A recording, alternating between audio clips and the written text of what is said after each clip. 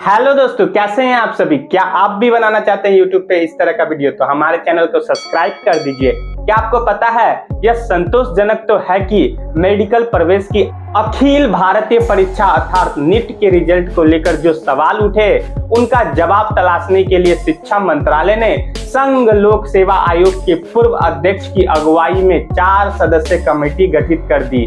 लेकिन विचार इस पर भी होना चाहिए कि आखिर ये सवाल उठे ही क्यों। इस एग्जाम के मामले में एक गंभीर प्रश्न उठ रहा है कि 1500 स्टूडेंट्स को ग्रेस मार्क्स देना कहां तक उचित था।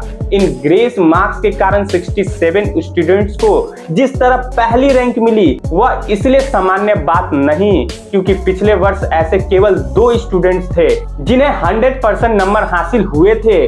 ग्रेस मार्क्स के पीछे यह दलील दी जा रही है कि इन स्टूडेंट्स को एग्जाम में देरी का सामना करना पड़ा था। एग्जाम आयोजित करने वाली संस्था नेशनल टेस्टिंग एजेंसी के अनुसार ग्रेस मार्क्स तय नियमों के तहत दिए गए, लेकिन यह समझना कठिन है कि उन्हें देने में इतनी उदारता क्यों बरती गई। आखिर यह कैसे मान लिया गया कि एग्जाम में देरी के कारण जो स्टूडेंट पूरे प्रश्न हल नहीं कर सके, वे यदि ऐसा करते तो उनके सभी आंसर सही होते। यह आवश्यक ही नहीं बल्कि अनिवार्य भी है कि इस मामले की जांच करने वाली कमेटी अपने निष्कर्षों से स्टूडेंट्स और पेरेंट्स को संतुष्ट करने का कार्य करे, ताकि किसी तरह का संदेह की गुंजाइश न रहे। नीट के मामले में इसकी भी अनदेखी नहीं की जा सकती कि इसके पहले नेशनल टेस्टिंग एजेंसी को इस एग्जाम में धांधली की लेकर उठे सवालों को जवाब देना पड़ा था।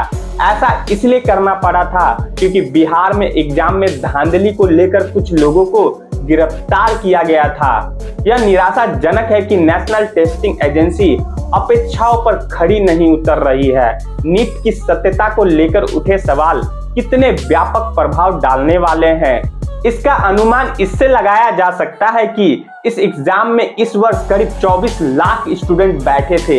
नेशनल टेस्टिंग एजेंसी का गठन इसलिए किया गया था ताकि एग्जाम में किसी तरह की गड़बड़ी न होने पाए, लेकिन वह अपनी कार्य प्रणाली से इन संस्थाओं के समक्ष कोई उदाहरण प्रस्तुत नहीं कर पा रही है। जिस तरह प्रतियोगी परीक्षाओं के प्रश्न पत्र लीक होते रहते हैं और जिनके चलते लाखों छात्रों के समय और संसाधन की बर्बादी होती है, पिछले कुछ सालों में देश का शायद ही कोई ऐसा राज्य हो जहां किसी न किसी एग्जाम के प्रश्न पत्र लीक न हुए हो अथवा उनमें अन्य किसी तरह की गड़बड़ी के चलते उन्हें दोबारा आयोजित न करना पड़ा हो। प्रतियोगी परीक्षाओं में धांधली एक ऐसी समस्या बन गई है जो स्टूडेंट्स के भविष्य से खिलवाड़ करने के साथ ही राष्ट्र की बदनामी की कारण भी बन रही है। क्या आप भी बनाना चाहते हैं YouTube पे इस तरह का वीडियो? इस तरह का वीडियो बनाने के लिए चैनल पे नए हैं तो हमारे चैनल को लाइक, शेयर एवं सब्सक्राइब कर दीजिए। तो मिलते हैं हमारे नेक्स्ट वीडियो में, तब तक के लिए धन्यवाद।